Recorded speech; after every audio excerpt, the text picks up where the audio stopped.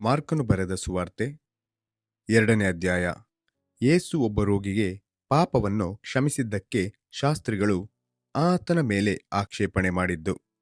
ಕೆಲವು ದಿನಗಳಾದ ಮೇಲೆ ಆತನು ಕೆಫೆರ್ನೌಮಿಗೆ ತಿರುಗಿ ಬಂದನು.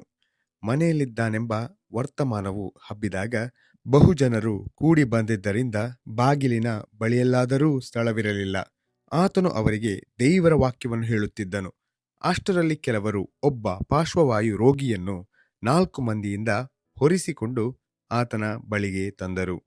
ಜನರು ಗುಂಪಾಗಿದ್ದರಿಂದ ಅವರು ಆತನ ಹತ್ತಿರಕ್ಕೆ ಸೇರಲಾರದೆ ಆತನಿದ್ದ ಮನೆಯ ಮೇಲ್ಛಾವಣಿಯನ್ನು ಬಿಚ್ಚಿ ದ್ವಾರ ಮಾಡಿ ಪಾರ್ಶ್ವವಾಯು ರೋಗಿಯು ಮಲಗಿದ್ದ ಹಾಸಿಗೆಯನ್ನು ಇಳಿಸಿದರು. ಯೇಸು ಅವರ ನಂಬಿಕೆಯನ್ನು ನೋಡಿ ಆ ಪಾರ್ಶ್ವವಾಯು ರೋಗಿಗೆ, ಮಗನೇ, ನಿನ್ನ ಪಾಪಗಳು ಕ್ಷಮಿಸಲ್ಪಟ್ಟಿವೆ ಎಂದು ಹೇಳಿದನು. ಆದರೆ ಶಾಸ್ತ್ರಿಗಳಲ್ಲಿ ಕೆಲವರು ಅಲ್ಲಿ ಕೂತುಕೊಂಡಿದ್ದು, ಇವನು ಯಾಕೆ ಹೀಗೆ ಮಾಡುತ್ತಾನೆ? ಇದು ದೇವದೂಷಣೆ. ದೇವರೊಬ್ಬನೇ ಹೊರತು ಮತ್ತಾರು ಪಾಪಗಳನ್ನು ಕ್ಷಮಿಸಬಲ್ಲರು ಎಂದು ತಮ್ಮ ತಮ್ಮ ಮನಸ್ಸಿನಲ್ಲಿ ಅಂದುಕೊಂಡರು. ಹೀಗೆ ಅಂದುಕೊಳ್ಳುವುದನ್ನು ಕೂಡಲೇ ಯೇಸು ತನ್ನ ಆತ್ಮದಲ್ಲಿ ತಿಳಿದುಕೊಂಡು ಅವರಿಗೆ, ನೀವು ನಿಮ್ಮ ಮನಸ್ಸಿನಲ್ಲಿ ಯಾಕೆ ಹೀಗೆ ಅಂದುಕೊಳ್ಳುತ್ತೀರಿ? ಯಾವುದು ಸುಲಭ, ನಿನ್ನ ಪಾಪಗಳು ಕ್ಷಮಿಸಲ್ಪಟ್ಟಿವೆ ಅನ್ನುವುದೋ, ಎದ್ದು ನಿನ್ನ ಹಾಸಿಗೆಯನ್ನು ತೆಗೆದುಕೊಂಡು ನಡೆ ಅನ್ನುವುದೋ? ಆದರೆ ಪಾಪಗಳನ್ನು ಕ್ಷಮಿಸಿಬಿಡುವುದಕ್ಕೆ ಮನುಷ್ಯಕುಮಾರನಿಗೆ ಭೂಲೋಕದಲ್ಲಿ ಅಧಿಕಾರ ಉಂಟೆಂಬುದು ನಿಮಗೆ ತಿಳಿಯಬೇಕು ಎಂದು ಹೇಳಿ ಪಾರ್ಶ್ವವಾಯು ರೋಗಿಯನ್ನು ನೋಡಿ, ಎದ್ದು ನಿನ್ನ ಹಾಸಿಗೆಯನ್ನು ಎತ್ತಿಕೊಂಡು ಮನೆಗೆ ಹೋಗೆಂದು ನಿನಗೆ ಹೇಳುತ್ತೇನೆ ಅಂದನು. ಅವನು ಎದ್ದು ಕೂಡಲೇ ತನ್ನ ಹಾಸಿಗೆಯನ್ನು ತೆಗೆದುಕೊಂಡು ಎಲ್ಲರ ಮುಂದೆ ಹೊರಟು ಹೋದನು. ಅದಕ್ಕೆ ಎಲ್ಲರೂ ಬೆರಗಾಗಿ, ಇದುವರೆಗೆ ನಾವು ಇಂಥದ್ದನ್ನು ಎಂದಿಗೂ ನೋಡಿದ್ದೇ ಇಲ್ಲವೆಂದು ಹೇಳುತ್ತಾ ದೇವರನ್ನು ಕೊಂಡಾಡಿದರು. ಯೇಸು ಭ್ರಷ್ಟರ ಕೂಡ ಊಟ ಮಾಡಿದ್ದಕ್ಕೆ ಶಾಸ್ತ್ರಿಗಳು ಆತನ ಮೇಲೆ ಆಕ್ಷೇಪಣೆ ಮಾಡಿದ್ದು.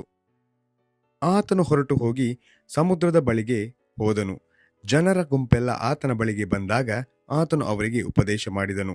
ಆತನು ಅಲ್ಲಿಂದ ಹೋಗುತ್ತಿರುವಾಗ ಸುಂಕಕ್ಕೆ ಕೂತಿದ್ದ ಅಲ್ಫಾಯನ ಮಗನಾದ ಲೇವಿಯನ್ನು ನೋಡಿ, ನನ್ನನ್ನು ಹಿಂಬಾಲಿಸು ಎಂದು ಅವನನ್ನು ಕರೆಯಲು ಅವನು ಎದ್ದು ಆತನ ಹಿಂದೆ ಹೋದನು.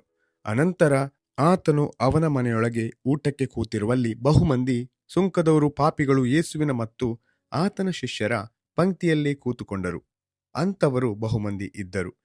ಫರಿಸಾಯರಾದ ಶಾಸ್ತ್ರಿಗಳು ಆತನ ಹಿಂದೆ ಹೋಗಿ ಆತನು ಪಾಪಿಗಳ ಮತ್ತು ಸುಂಕದವರ ಸಂಗಡ ಊಟ ಮಾಡುವುದನ್ನು ಕಂಡು ಆತನ ಶಿಷ್ಯರಿಗೆ, ಈತನು ಸುಂಕದವರ ಮತ್ತು ಪಾಪಿಗಳ ಸಂಗಡ ಊಟ ಮಾಡುತ್ತಾನೆ, ನೋಡಿರಿ ಎಂದು ಹೇಳಿದರು.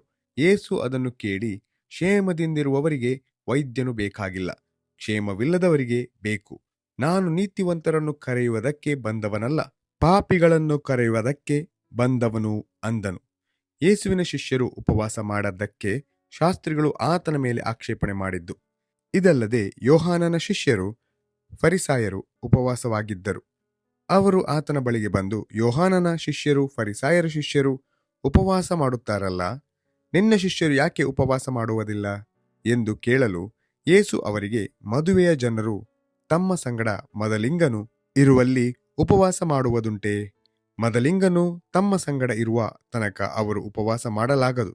ಆದರೆ ಮದಲಿಂಗನನ್ನು ಅವರ ಬಳಿಯಿಂದ ತೆಗೆದುಕೊಂಡು ಹೋಗುವ ಕಾಲ ಬರುತ್ತದೆ, ಆ ಕಾಲದಲ್ಲೇ ಉಪವಾಸ ಮಾಡುವರು.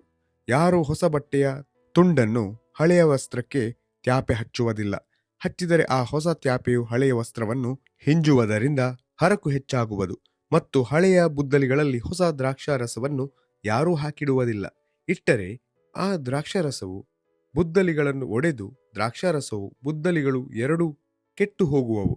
ಆದರೆ ಹೊಸ ದ್ರಾಕ್ಷಾರಸವನ್ನು ಹೊಸ ಬುದ್ದಲಿಗಳಲ್ಲಿ ಹಾಕಿಡತಕ್ಕದ್ದು ಎಂದು ಹೇಳಿದನು. ಯೇಸುವು ಆತನ ಶಿಷ್ಯರು ಸಬ್ಬತ್ ದಿನವನ್ನು ಅಲಕ್ಷ್ಯ ಮಾಡುತ್ತಾರೆಂದು ಶಾಸ್ತ್ರಿಗಳು ಆತನ ಮೇಲೆ ಆಕ್ಷೇಪಣೆ ಮಾಡಿದ್ದು. ಯೇಸು ಸಬ್ಬತ್ ದಿನದಲ್ಲಿ ಪೈರಿನ ಹೊಲಗಳನ್ನು ಹಾದು ಹೋಗುತ್ತಿರುವಾಗ ಆತನ ಶಿಷ್ಯರು ನಡೆಯುತ್ತಾ ತೆನೆಗಳನ್ನು ಮುರುಕೊಂಡರು. ಫರಿಸಾಯರು ಆತನನ್ನು, ನೋಡು, ಇವರು ಸಬ್ಬತ್ ದಿನದಲ್ಲಿ ಮಾಡಬಾರದ ಕೆಲಸವನ್ನು ಯಾಕೆ ಮಾಡುತ್ತಾರೆ ಎಂದು ಕೇಳಿದರು. ಆತನು ಅವರಿಗೆ, ದಾವೀದನು ತಾನು ತನ್ನ ಸಂಗಡ ಇದ್ದವರು ಕೊರತೆಯುಳ್ಳವರಾಗಿ ಹಸಿದಾಗ ಏನು ಮಾಡಿದನೆಂಬುದನ್ನು ನೀವು ಎಂದಾದರೂ ಓದಲಿಲ್ಲವೋ?